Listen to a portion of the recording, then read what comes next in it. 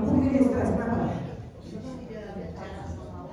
Tidak percaya sama Allah. Boleh, tapi ada hal yang lain. Kenapa roh tersebut langsung trauma, langsung stres begitu diperintahkan masuk ke rahim seorang wanita? Yes, Pak Dudung. Dari tempat nyaman di alam malakut ke tempat yang sangat sempit. Itu dia. Jawabannya udah bocor. Udah bocor. Udah bocor di kamar, Pak. Udah bocor. Beliau mau mendengar itu berkali-kali. Suami saya ini, Bu, dia itu seorang insinyur geologi. Dia sibuk sebenarnya, Bu. Tapi kemanapun saya pergi selama beliau bisa, mau ke Mesir, mau ke Jordan, mau ke Kuala Lumpur, mau ke Darul Ihsan, mau kemanapun juga, saya kasih pengajian, beliau pasti ikut.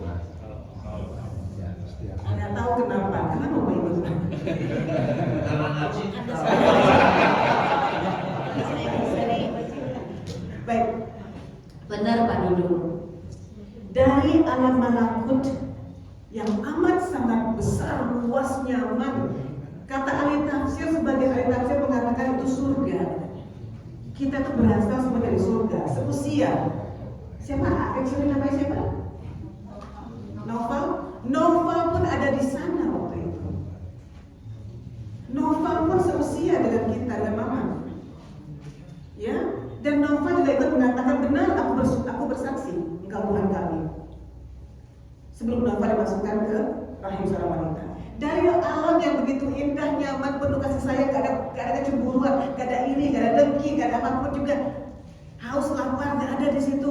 Lalu Allah masukkan ke rahim yang sempit. Sempit banget, walaupun masih kecil banget. Ya, jadi 120 hari, ada dokter di sini, ada dokter.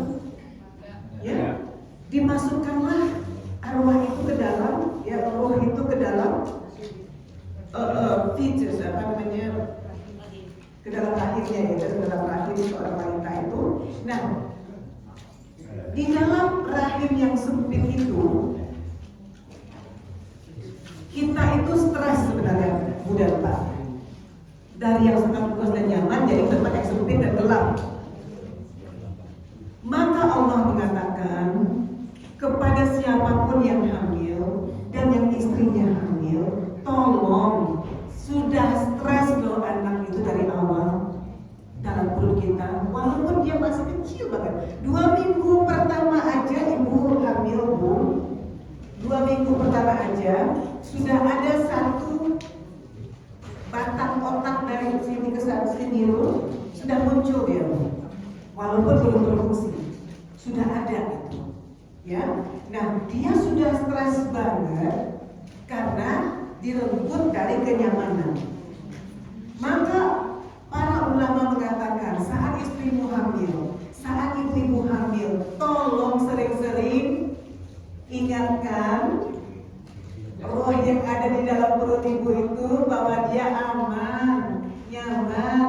Dia hanya ingin mendengar kata-kata La ilaha illallah subhanallah. Hanya ingin mendengarkan zikir ibu dan bapak, supaya ditenangkan bahwa kamu gak jauh-jauh kok dari alam malakut. Kamu aman di perut mama, ya kan? Dari alam malakut itu pindah ke perut mama, ditenangkan dengan alam itu. Harus tenang, ibu-ibu harus tenang, harus nyaman, harus berpikir. Nah, trauma kedua adalah ketika anak dilahirkan. Makanya bayi itu menangis ya, waktu keluar itu, dan diharapkan untuk menangis sama dokter bahwa dia ternyata sadar bahwa dia udah keluar gitu ya. Apa yang kita lakukan sebagai orang Islam? Kita azankan suara bapaknya. Nah, yang saya bicarakan di Kuala Lumpur kemarin tentang hearing itu, tapi kita nggak bahas utero hari ini. Nanti kita bicarakan di lain waktu. Tapi yang pasti mendengar suara ayah yang azan itu, suara ayah yang sering dia dengar dari luar perut ibunya, suara ayah yang menyebut-nyebutkan nama Tuhannya, itu betul-betul menenangkan batin bayi. Ya, Tapi kita bicara tentang itu nanti. Nah, apa topik kita hari ini?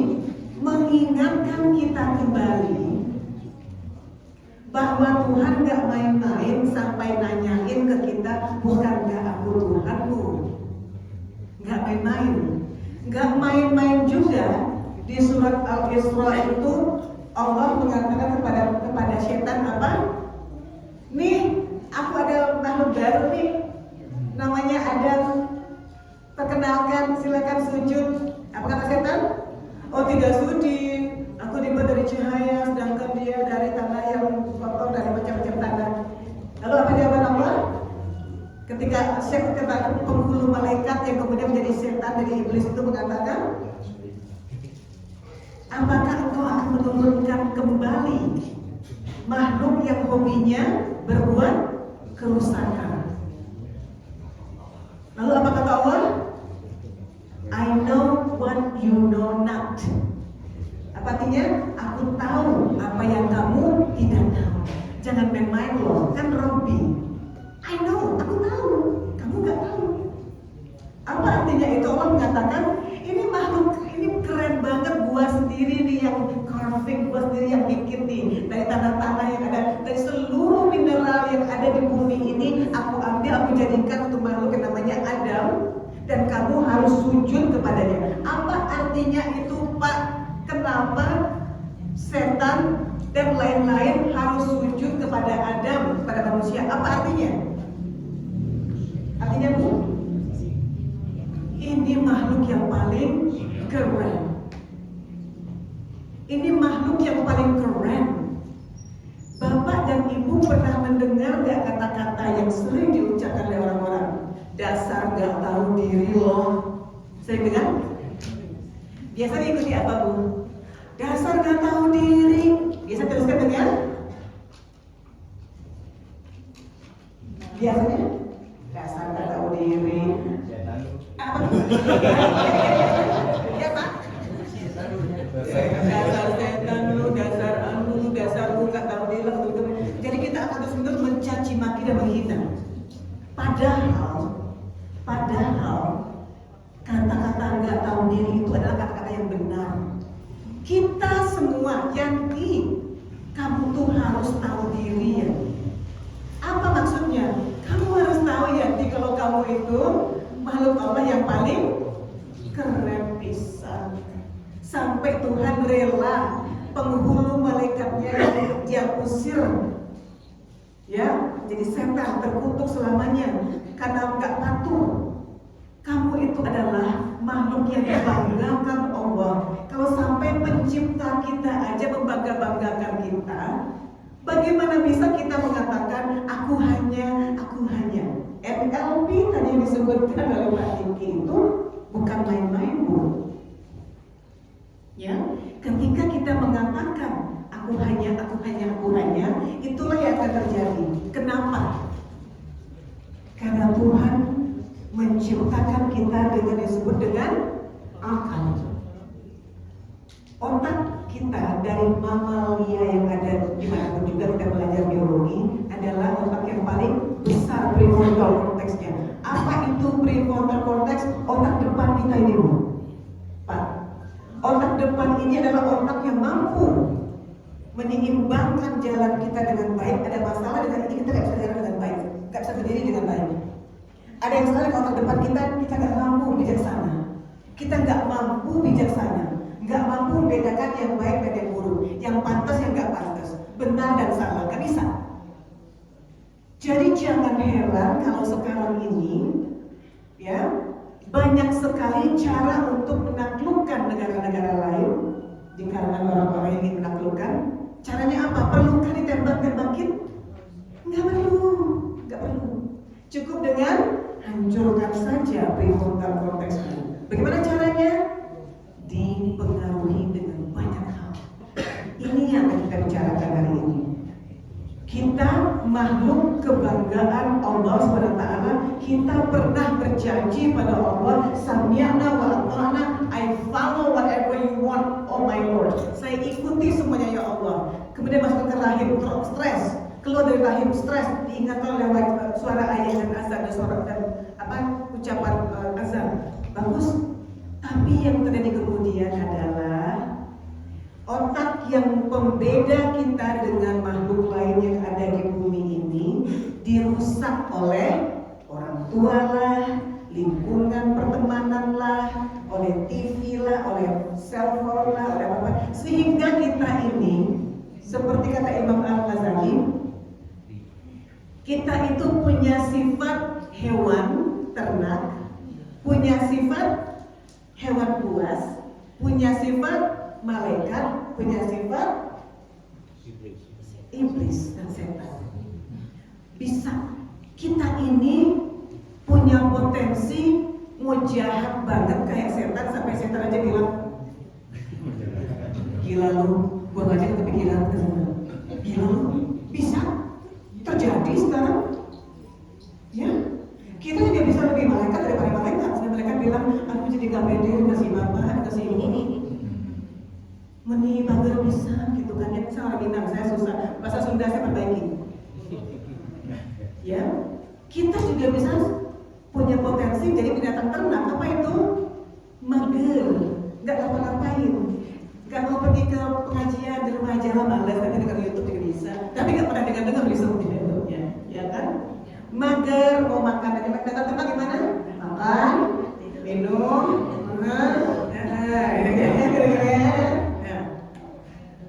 binatang buas, kita punya potensi itu. Fujur dan takwa itu kita punya.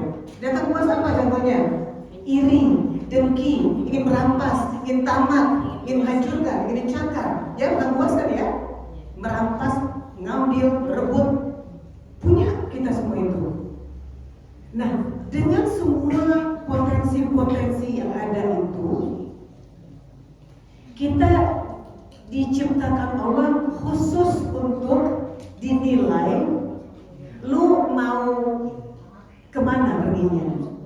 Lu mau memilih jalan takwa atau lu mau memilih jalan fujur. Di situ gua akan menilai lu, kata Allah. Yang pasti lu udah janji dulu. Kita semua ini bersaudara padamu. Makanya saya waktu masuk sini saya penuh senyum. Kenapa?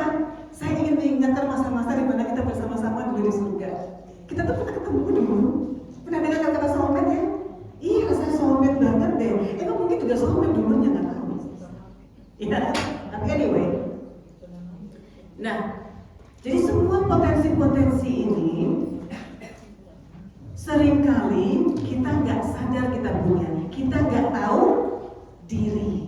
Kita nggak tahu diri. Kita itu, kata Allah, aku tidak menciptakanmu selain untuk menjadi hambaku, budakku, my slave, dan rahmat bagi alam semesta. Khalifah, ya, khalifah itu syaratnya apa? Kalau dia mengatakan saya apalah, kurang ajar sama Tuhan. Main-main kata Allah, sudah gua bela-bela dari dulu. Lu berani mengatakan lu apalah? Tidak bersyukur kata Allah.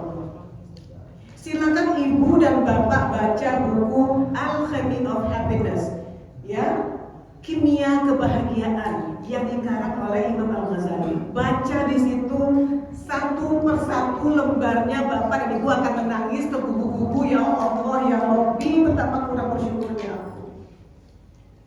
Betapa aku, ya Allah, gitu loh. Makanya Yanti ini memaksa-maksakan diri untuk, ayo berdiri Yanti, lakukan sesuatu. Kamu udah janji sama Allah dulu Yanti. Dulu kamu janjinya. Kamu itu bukan makhluk sembarangan Yanti. Ahli neurologi paling keren di dunia mengatakan apa?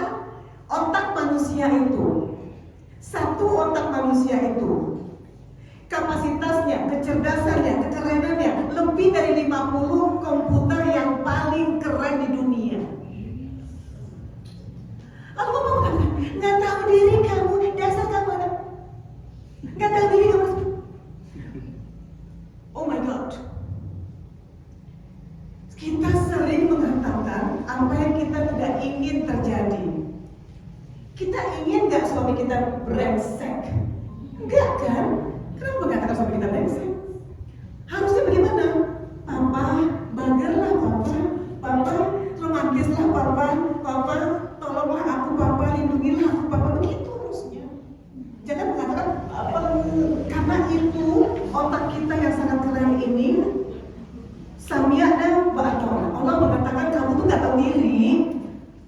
berikan kamu komputer yang paling keren dari komputer manapun juga di dunia ini 50 kali lipatnya kamu punya. Nggak ada satu fingerprint atau satu sidik jari aja, nggak ada yang sama di dunia ini. Berapa penduduk dunia ini? Nggak ada yang sama.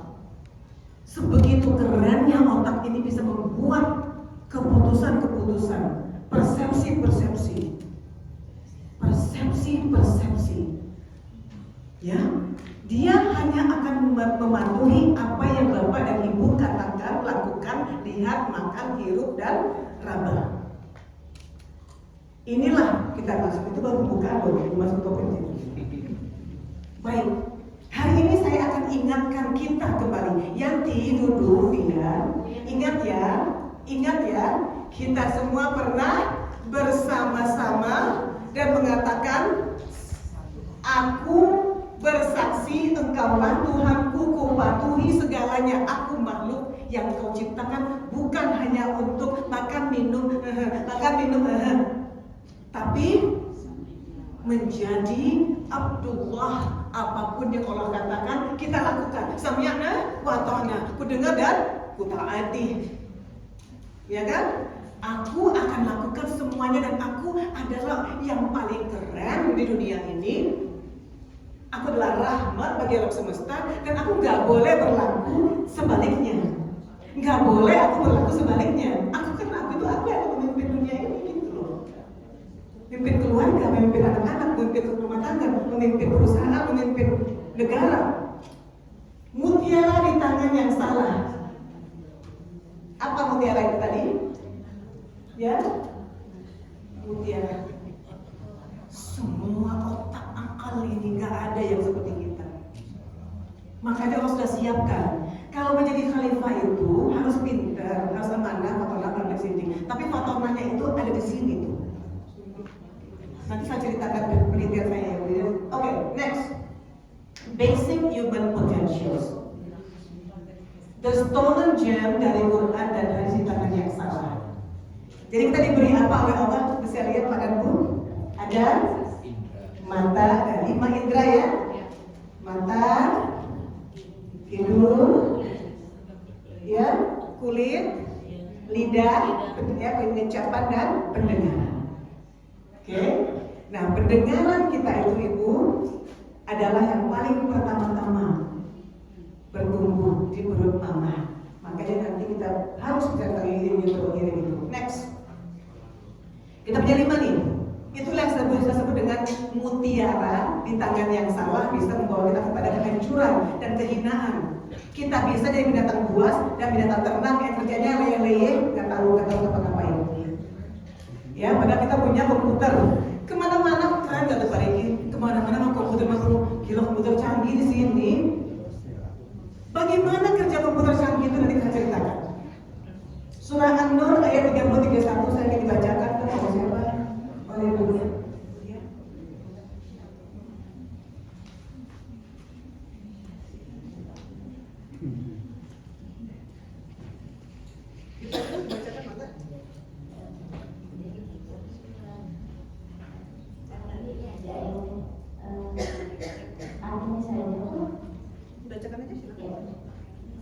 Katakanlah kepada laki-laki yang beriman agar mereka menjaga pandangannya dan memelihara keluarnya. Yang demikian itu adalah lebih suci bagi mereka. Sesungguhnya Allah Maha mengetahui apa yang mereka perbuat. Dan katakanlah kepada para perempuan yang beriman agar mereka menjaga pandangannya dan memelihara kemaluannya. Baik. Ini adalah potongan ayat yang seringkali saya gunakan untuk mengingatkan kita untuk tahu diri. Kita itu punya sesuatu yang disebut dengan mata. Oke, nah sekarang next please Pak. Maaf Pak, saya sini bisa perintah tadi ya. Makanya hari ini saya ingin mengingatkan diri ini, Yanti duduk, dia, maaf dia ya. Ingat ya, lu punya mutiara yang bisa bekerja both ways, bisa dua arah, bisa dua mata pisau.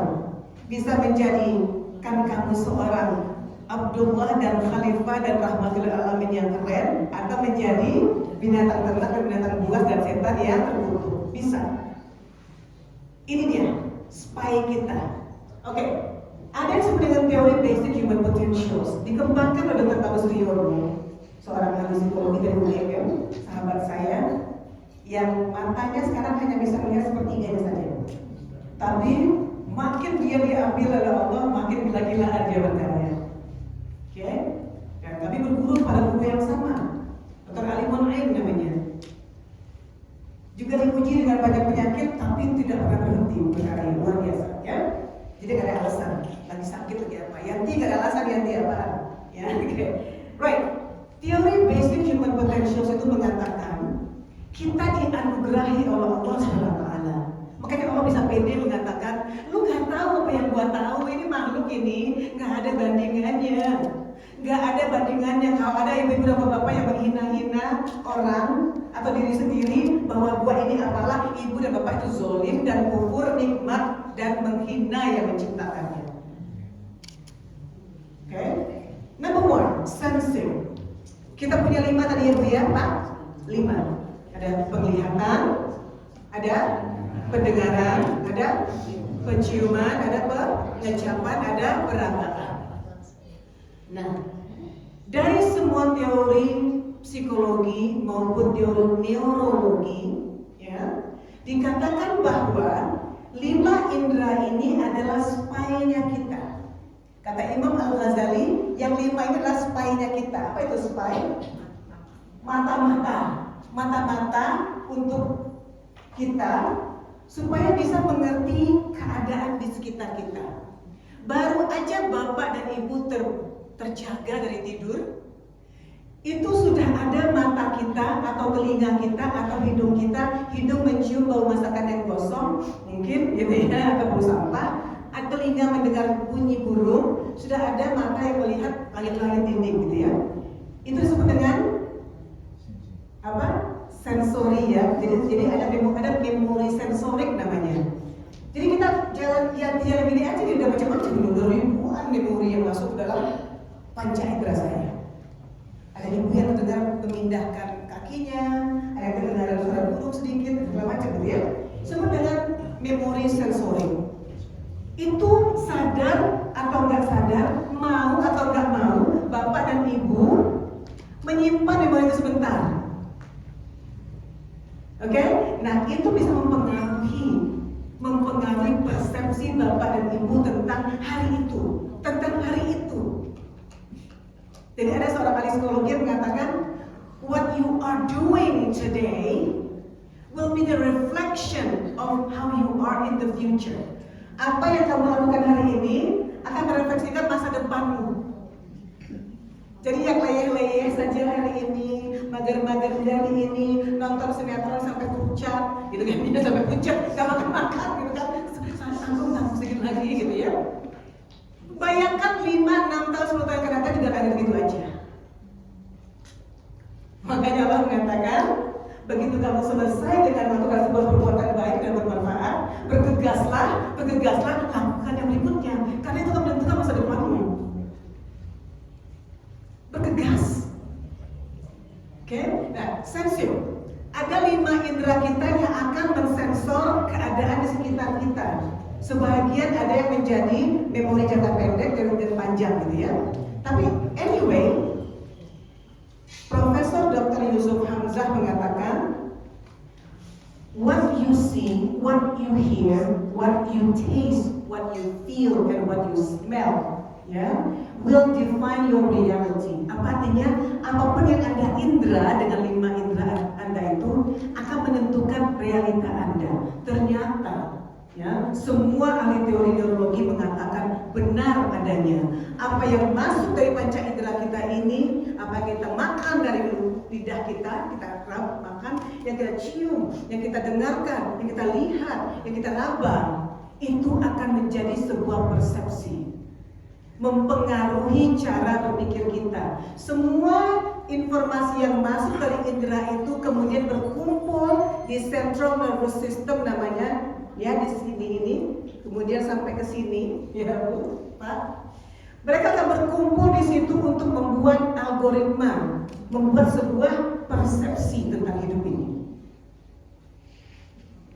Ketika kita melihat yang baik-baik saja yang disuruh oleh agama, mencium yang baik-baik saja yang sesuai dengan agama, mendengar yang baik-baik yang sesuai dengan syariah, memakan yang sesuai dengan syariah, insya Allah Ta'ala potensi kedua kita, reasoning kita, kemampuan otak kita untuk membuat algoritma dan persepsi yang benar itu keren.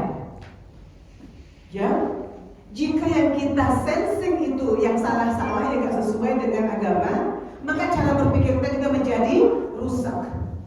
Algoritmanya rusak, persepsinya rusak. Sehingga jika rusak, maka dia akan mempengaruhi kemampuan kita sebagai manusia untuk berempati. Persepsi kita tentang sesuatu, tentang seseorang ya, akan mempengaruhi cara kita berbuat kepada dia, orang merasa pada dia. Nanti saya berikan contohnya. Sehingga nanti kedekatan kita kepada Tuhan bagian terdalam dari kalbu kita yang pernah ada bersama-sama dulu itu, ada di dalam, jauh dalam kalbu kita itu, dalam hati kita ini ada bagian terdalam yang namanya sir, cahaya ilahi, tempat di mana Allah kita itu berada itu ya. Nah dia itu penuh dengan conscience atau nurani yang tak ada bandingannya kebenarannya. Nah, saya berikan contoh yang sederhana saja yang mempengaruhi. Contohnya begini, saya punya saya melihat seorang anak ya, melihat bapak dan ibunya pagi siang malam berantem, saling mengatakan kata-kata yang kotor, terbang segala macam gitu ya. Anyway, ya. Lalu ibunya berkata, kamu juga jadi anak gak tahu diri gitu misalnya gitu ya. Sini kamu, kenapa kamu gak bikin PR? Karena aku lagi malam, ini dasar mama tuh nyuruh kamu bikin PR karena mama sayang tahu, karena mama sayang gitu gitu. Karena sayang tahu nggak? Karena sayang, ini batin ya. Karena sayang. Apa yang dilihat oleh anak? Ekspresi kemarahan. Apa yang didengar oleh anak? Nada suara yang membenci dan menyakitkan. Apa lagi? Dicubit, dirasakan oleh kulitnya, rasa sakit. Itu asosiasinya kepada apa? Sayang. Karena aku sayang makanya aku tampar kau. Karena sayang tahu. Karena sayang. Jadi sayang sama dengan tampar, cubit, hina. Sayang adalah tampar, cubit, hina. Mama dan papa kan kita saling sayang berdua nih. Tadi juga tampar-tamparan, cubit-cubitan, hina-hinaan. Oke, baik. Yang ditangkap oleh indranya masuklah ke dalam central nervous systemnya, langsung otaknya yang cerdas ini membuat algoritma gitu ya, dengan cepat dia membuat sebuah persepsi bahwa sayang adalah hancurkan saja, sakiti, sayang. Kemudian itu akan mempengaruhi potensi kita untuk bisa berempati. Pak dan Bu, artinya empati apa? Wah, saya berempati kepada Anda. Apa artinya empati itu? Saya kasihan, saya bisa merasakan apa yang Anda rasakan, gitu kan ya, Bu ya. Baik. Ini akan mempengaruhi empati. Seorang anak yang terbiasa dibilang karena saya mama cubit, karena saya mama tampar, karena sayang mama dan papa saling sayang makanya saling baku hantam, ya. Maka ketika si anak itu melihat orang lain, ya, misal nih, saya dibesarkan dengan cara seperti itu gitu ya. Lalu saya lihat nih, anak orang digigit sama mama sama papanya. Lalu Pak Wahyu bertanya, itu kan ya, kok Anda diam saja? Menurut Anda itu salah apa benar? Kata Pak Wahyu kan, kata saya, ya biasa aja mama orang tuanya sayang sama anaknya. Biasa aja. Yang melakukannya itu mungkin juga produk. Saya pun akan melakukan hal sama pada anak saya. Tak cuma itu kalau karena sayang. Karena saya akan itu hal yang biasa. Karena sayang kita cubit, karena sayang kita hina, karena sayang kita tampar. Jadi kemampuan kita berempati juga rusak. Kita berempati kepada yang salah. Pernah mendengar cerita Epstein Files? Bagaimana mereka, saya pernah melihat malam-malam, pernah ya, Kak ya, Ibu malam-malam nontonnya gitu ya, memuntah, asli muntah. Bagaimana, Allah ya Rabbi, gak kebayang empatimu di mana? Pertanyaan kita ya. Tapi kemudian karena kita punya ilmu ini, berarti kamu gak menjaga cara berpikirmu. Cara berpikirmu rusak karena apa ya? Kamu lihat, kamu dengar pornografi dan terusnya segala macam itu ya. Makanya empatinya gak ada. Dia masuk ke dalam tahap seperti binatang ya. Nah, conscience, Nurani itu ada di bagian terdalam dari jiwa kita, hati kita, yang hanya bisa tersentuh keluar dia kalau dia nggak ditutupi oleh hal-hal yang buruk-buruk. Ya, maka kemampuan nurani kita sebagai manusia, kok nggak ada nurani sih? Epstein itu kok nggak ada nurani? Kenapa? Karena dia tertutupi. Nah, nurani yang tertutupi inilah yang akan membuat kita jauh dari Tuhan. Sekarang next. Bapak dan Ibu pernah mendengar kata-kata internet? Pernah ya? Apa artinya internet? Apa artinya internet? Inter dan net. Jaring sosial. There we go. Ini net ya. Ada alasannya mengapa Steve Jobs dan Bill Gates menggunakan kata internet. Ya, apa tuh artinya itu? Inter artinya banyak ya. Ya, inter itu banyak ya. Dalam banyak. Net adalah jaring. Jaring laba-laba, ingat ya. Net itu jaring. Apa gunanya jaring, Bu? Untuk menangkap mangsa. Untuk laba-laba tertangkap mangsa, kemudian dibawa ke tengah, kemudian dihisap darahnya, kemudian jatuh. Jadi alasan mengapa disebut internet adalah supaya bisa mengambil seluruh perhatian dari makhluk yang bernama manusia itu, sehingga hanya ada di dalam telepon genggamnya saja. Kita ambil uangnya, kita ambil perhatiannya, kita ambil segala waktunya, segala-galanya, supaya dia membeli Shopee kita. Shopee saya juga loh, supaya nonton video saya, menonton ini dan membeli itu, supaya pinjol, judul dan sebagainya. Internet. Next. Jadi menurut ahli psikologi yang sangat terkenal di dunia bernama Daniel Goleman, ini buku, salah satu bukunya ya. Kalau Ibu Bapak baca bukunya, wow deh. Kita di dunia sekarang ini, di dunia rebutan atensi. Kenapa? Karena atensi itu dibutuhkan, fokus itu, perhatian itu dibutuhkan untuk bisa mencerna sesuatu di otak kita. Ya. Nah, sekarang dengan 5 indera kita yang direbut atensinya oleh internet, terutama di kalangan anak-anak muda kita sekarang, Ibu ya, nggak bisa hidup tanpa internet. Lahir dengan internet, bahkan ada bayi yang sudah kecanduan internet sejak umur 6 bulan. Di rumah sakit jiwa Cisarua kita yang terdata saja lebih dari 200 anak-anak di bawah 12 tahun sudah sakit jiwa karena kecanduan internet. Oke, nah kita rebutan atensi.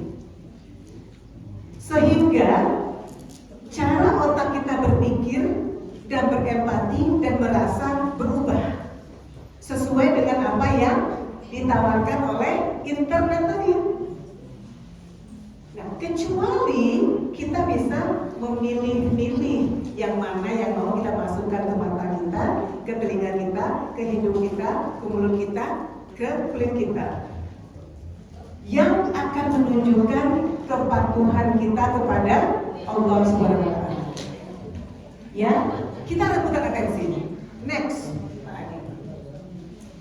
Saya akan memohon pada Bapak dan Ibu dan anak-anakku, tolong di rumah nanti manfaatkan internet itu untuk memasukkan sesuatu yang berharga. Salah satunya adalah film dokumenter ini. Tolong saya mohon Bapak dan Ibu di rumah nanti PR-nya tonton ini.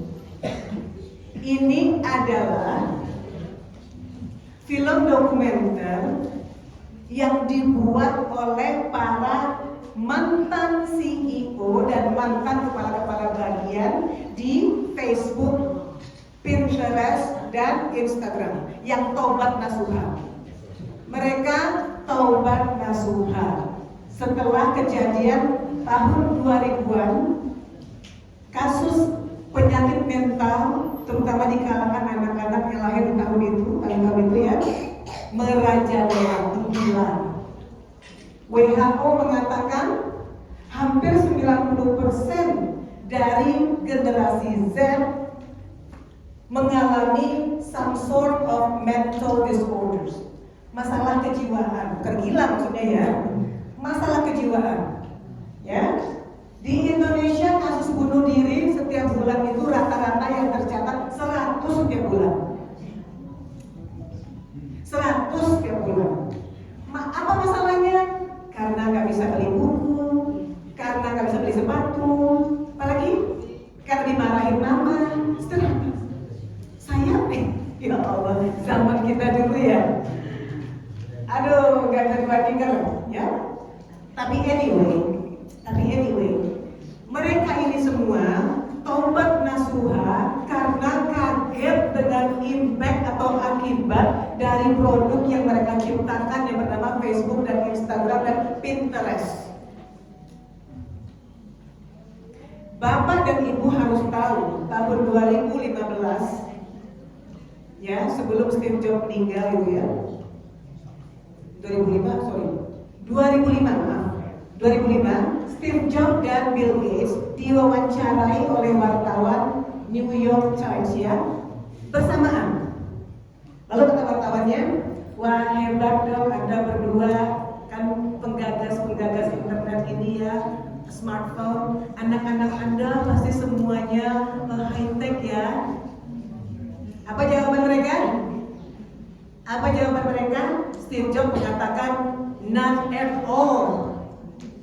Tidak satu pun anak-anak saya yang saya izinkan punya smartphone. Anak Steve Jobs yang paling besar namanya Miranda, ada sekarang orangnya baru punya smartphone pertama kalinya di usia 21 tahun. Ditanya sama wartawan, loh kok, kenapa? Jawabannya apa? Karena saya ingin anak saya tumbuh dengan normal. Tanya sama Mark Zuckerberg yang sudah punya anak perempuan 2 sekarang ini. Tanya sama beliau, pernah ditanya sama wartawan, bagaimanakah dengan penggunaan smartphone pada anak-anak Anda? Enggak punya dong, enggak akan dong. Anak-anak saya metik bunga, main dengan kupu-kupu, main di kebun. Steve Jobs mengatakan anak saya main lumpur, bertanam-tanam. Anak-anaknya Steve Jobs sekolah di sekolah alam. Aktif, bermain bola, main lumpur, bertanam tanaman. Lalu jawaban dari Mark Zuckerberg sama. Saya ingin dia tumbuh normal.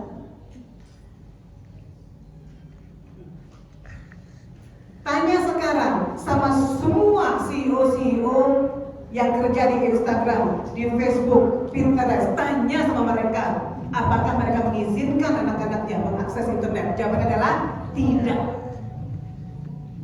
Tapi kenapa? Apa?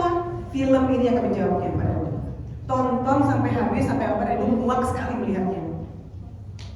Mereka mengumpulkan semua psikolog-psikolog yang paling keren di dunia ini. Mereka mereka bayar sangat mahal untuk menciptakan fitur-fitur dalam smartphone itu supaya siapapun yang sudah mengaksesnya nggak bisa lepas lama-lamanya dari situ.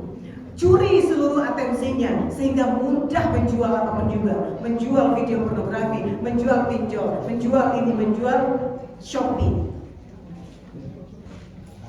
Curi sehingga cara berpikir mereka rusak, mudah kita atur supaya beli-beli terus, memikirkan apa yang di like orang, like dan dislike. Makanya penyakit jiwa itu menggila sekarang padaku. Kalau sampai ada yang bunuh diri, anak-anak muda kita di dunia ini karena ada dislike. Makanya dislike yang bukan dihilangkan sekarang kan ya? Karena banyak bunuh diri gara-gara itu. Ada yang dibantu oleh AI untuk bunuh diri. Cara bunuh diri yang tidak sakit. Ya, curi atensi mereka semua. Mudah kita menjual apa saja. Demi ini. Lalu para CEO dan kepala bagian Pinterest, Facebook dan Instagram yang tobat Rasulullah ini membuat film dokumenter ini dan sekarang mereka aktif melobi ke pemerintah tentang ini. Kamilah yang merusak anak-anak muda itu. Kami berdosa, kami bersalah. Kami yang menghancurkan peradaban ini. Kami akan membayarnya dengan tolong. Sebelum otak depan ini, prefrontal cortex ini matang padamu, tirulah yang dilakukan Steve Jobs dengan Bill Gates. Mereka tidak membiarkan anak-anaknya mengakses itu tanpa supervisi. Dan kalau bisa menunggu sampai otak depan matang dulu. Atau kalaupun harus memakai ibu dan bapak yang mengaturkan apa saja boleh diakses. Sulit ya. Oke. Next, tonton. Saya sarankan tonton. Bapak ibu akan tahu, oh Allah. Dari harta kita yang sudah dicuri ini, pencurinya adalah ini di tangan anak kita, di tangan kita, di kamar anak kita. Kita sedang merusak anak kita di kamar anak kita sendiri. Kita sediakan satu kamar yang nyaman dan tenang, ada laptop di situ, ada ini di situ. Dia mengakses, menggunakan yang dibanggakan Allah ini untuk sesuatu yang merusak cara berpikirnya, merusak empatinya, merusak nuraninya. Sehingga jangan heran bapak memperkosa anak gadis sampai hamil berkali-kali, adik memperkosa kakak memperkosa adik, anak memperkosa ibu, ini membunuh, ini memutilasi. Jangan heran, kenapa? Yang mereka lihat, mereka dengar, mereka makan, mereka cium, itu ada di sini dan mereka dengan tenang mengakses di rumah. Sehingga jiwa kebinatangan mereka mengalahkan kemampuan mereka untuk menjadi rahmatul lil alamin. Mereka lupa janjinya pada Allah di alam malakut. Negara-negara tempat yang sudah melarang penggunaan internet di kalangan anak-anak usia sekolah sudah ibu. Finlandia dari tahun 2007. Siapa yang meminta pada pemerintah? Ibu-ibu, forum orang tua. Ibu-ibu forum orang tua, ibu-ibu yang peduli kepada anaknya. Pemerintah tolong, tidak boleh ada ini di sekolah anak-anak kami. Finlandia pemerintahnya langsung mematuhi. Tahun 2007, sebelum 2019 pandemi, sebelum. Prancis 2018, Cina tahun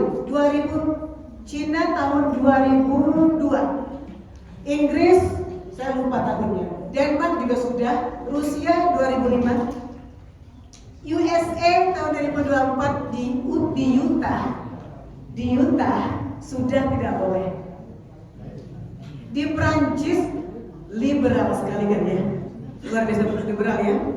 Itu orang terus bisa dipenjara loh kalau sampai mengizinkan anaknya punya smartphone.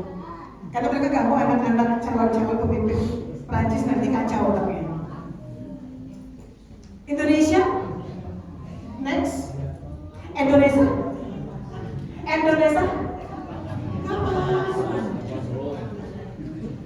Apakah perlu jemaah Darul Ihsan yang harus berjuang pada pemerintah?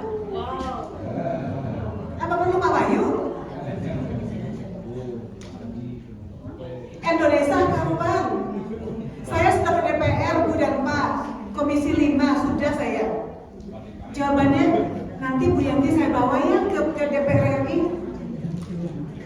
Bu Eli Risman dengan organisasi kami, Lembaga Advokasi Keluarga Indonesia, sudah berusaha pergi ke DPR, sudah kemana-mana. Jawabannya itu hal yang sulit.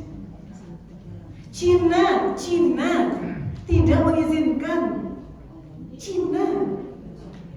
Sekarang Cina itu leading di Asia, di dunia. Di Asia nomor 1 kerennya, inovasinya, ya, kesejahteraan masyarakatnya, etos kerjanya, segala-galanya. Indonesia, oh kita punya prestasi Pak Riki. Ada prestasinya Bu. Oke, saya list ya prestasinya. Indonesia adalah negara nomor 2 di dunia. Nomor 2 di dunia loh, pengakses pornografi tertinggi. Ya kan prestasi.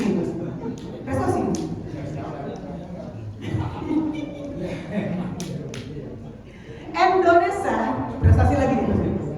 Indonesia adalah negara di mana ayahnya nggak pernah hadir untuk ikut mendidik dan memonitor anak-anak dan istrinya dalam masalah ini, ya, di dunia nomor 4 dong.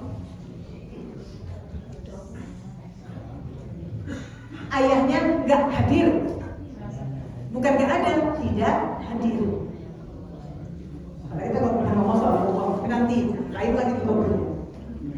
Indonesia adalah negara nomor 2 di dunia paling bawah dalam masalah matematika, literasi, dan lain-lain. 179 negara, kita nomor 2 dari bawah. Indonesia, negara ketiga di dunia yang paling korup, paling banyak korupsinya di dunia. Namun Indonesia memiliki 84% Muslim.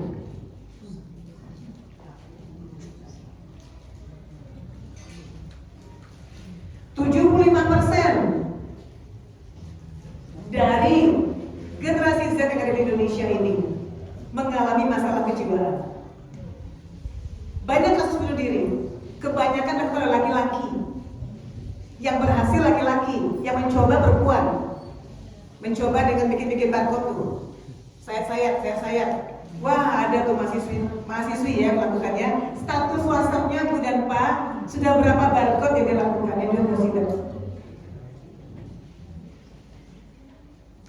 Karena apa? Panca inderanya dirusak, supaya rusak cara berpikirnya, supaya rusak empatinya pada dirinya sendiri, kepada orang tuanya, pada orang lain. Nggak pernah kepikiran menjadi rahmatul lil alamin lagi.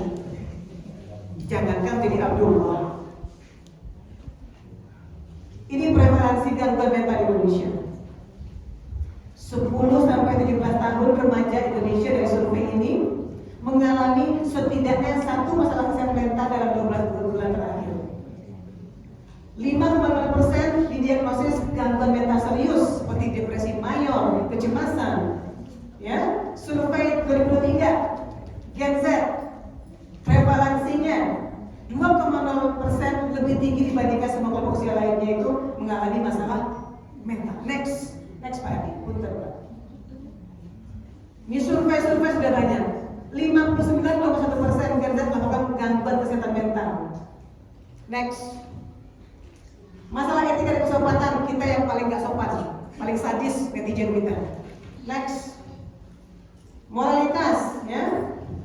Masalah moral, kriminalitas, bullying, nafsa, alkohol, judi online dan sebagainya. Bahkan sekarang ibu-ibu sudah tahu kan Bapak ya, kalau yang namanya apa itu? Vape. Ada dua hal besar yang harus dikhawatirkan. Yang pertama, vape itu dalam waktu beberapa bulan saja sudah membuat paru-parunya meletup seperti popcorn. Ya. Kemudian vape sekarang ternyata ditemukan Polda hampir 50% yang disusupi dengan narkoba. Tentang moralitas sama di Lombok, seluruh Indonesia. Next. Oke. Sudah terlalu banyak. Yanti berhenti ngomong.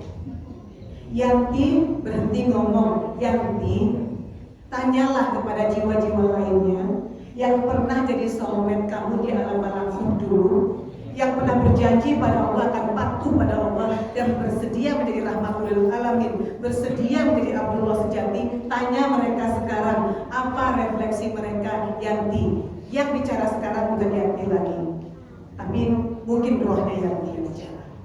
Ibu-ibu dan bapak-bapak, soulmate saya semua, bapak-bapak dan ibu-ibu soulmate saya. Jangan pernah heran, jangan merasakan kok deja vu, serasa pernah ketemu deh. Kok deja vu, kok kayak kita pernah ngobrol deh. Mungkin kita memang pernah ngobrol.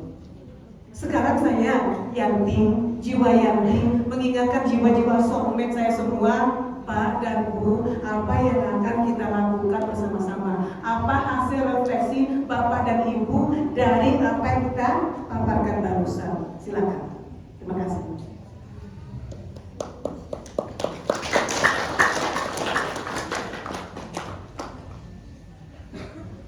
Baik, terima kasih Ibu atas materi yang luar biasa. Nah, Bapak Ibu sekalian, setelah mendengarkan paparan yang disampaikan oleh Ibu barusan, terbayang seperti apa tantangan dan juga permasalahan yang kita hadapi bersama. Mungkin izin sedikit menambahkan, Bu, saya juga baru saja membaca jurnal tahun 2023 dari National Welfare Organization bahwa ternyata bukan hanya cellphone, Bu, makanan ultra proses, Bu. Bapak Ibu tahu ultra proses, Bu, soal instan, nugget instan itu ternyata bisa mengurangi volume atau ukuran otak pada anak yang sedang bertumbuh Dan autisme. Nah, itu Bu. Jadi luar biasa Ibu. Cobaan yang dihadapi generasi kita, anak-anak kita, cucu-cucu kita, itu luar biasa beratnya. Dihimpit, diserang bertubi-tubi dari segala sisi, dari makanannya, dari lingkungannya, dari pola hidupnya, semua diuji. Karenanya mungkin yang menjadi pengingat satu-satunya adalah kita sebagai orang tua. Baik Bapak Ibu sekalian, lalu selanjutnya kami persilahkan bagi Bapak Ibu yang ingin bertanya atau berdiskusi menyampaikan pandangannya terkait materi yang disampaikan oleh Ibu Yanti.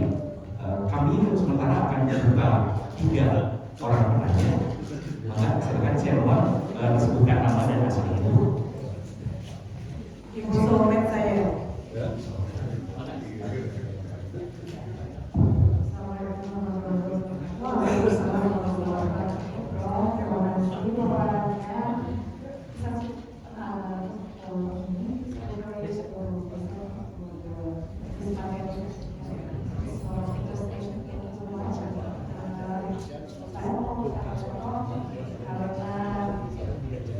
Izin, nama saya Deti Prof. Deti. Ya, ibu alhamdulillah ya. Dari GMP, ini dari BOG. Kemudian pertanyaan saya adalah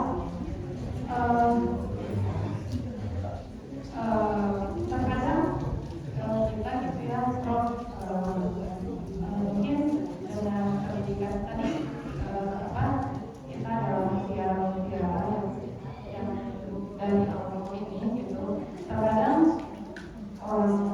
yang tadi seperti yang Prof tidak sampaikan, nggak bisa lah dibandingin sama yang zaman dulu gitu, pendidikan zaman dulu kan nggak bisa.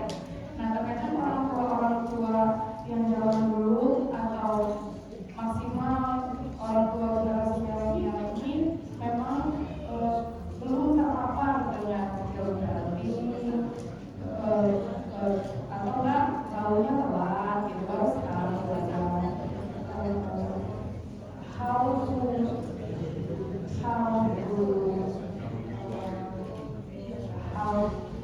make this mutiara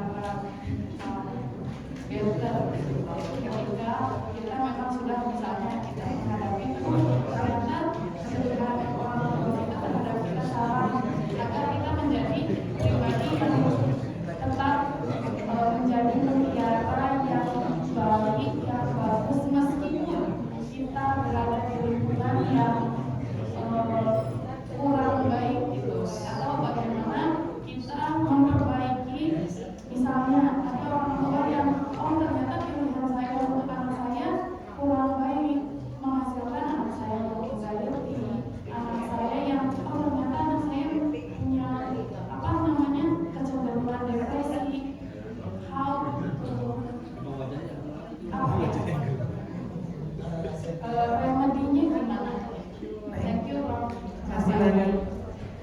Tepuk tangan dulu deh Bu, Mbak Deti, Teh Deti. Ya Allah, saya tuh swear loh, Bapak dan Ibu. Ini hari apa ya? Minggu ya. Saya sudah ke banyak masjid, ke banyak parenting, ke banyak tempat ya. Baru sekali ini saya melihat yang bapak-bapaknya imbang dengan ibunya. Sekali ini, keren. Dan baru pertama kali saya ketemu dengan TTTP yang concern untuk datang ke pengajian. Ya, kebanyakan bapak dan ibu nih kan, ya. Luar biasa. Jadi memang ternyata gak ada yang kebetulan. Kita memang sengaja dikumpulkan Allah di sini, jiwa-jiwa besti-besti saya di alam-alam dulu untuk berbuat sesuatu. Salah satu contoh barangnya adalah Teh Desti barusan ngomong soal itu. Gimana kalau kita tumbuh di lingkungan di mana orang tuanya nggak paham masalah ini? Bagaimana caranya either mungkin menyadarkan mereka dan menyelamatkan diri sendiri. Teh Desti, orang yang paling beresiko untuk sakit jiwa, paling beresiko untuk depresi berat di dunia ini adalah siapa coba? Psikolog. Psikolog. Kenapa tuh Pak? Siapa tadi serangan balik? Pak Jaya namanya. Benar, Pak Pak. Jaya. Ya, Pak Jaya. Benar, Pak. Pak Jaya. Serangan balik Pak Jaya. Kenapa Pak? Kenapa psikolog yang paling Pak?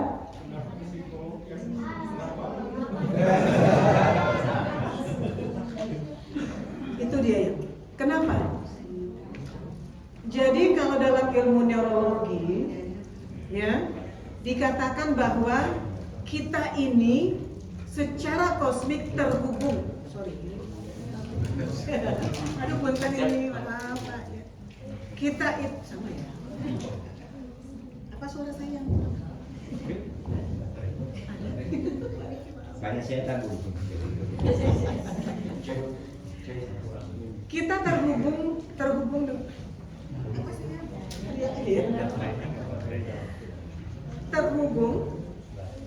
habis tenang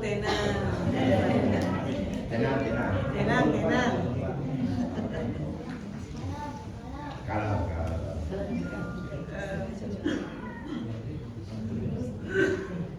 ada penelitian yang dilakukan oleh Dr. Daniel Golong yang tadi yang saya penelitiannya begini Pak dan Bu. Beliau dengan para ahli sosiologi dan para ahli neurologi dari Harvard University dan MIT. Oh, waduh.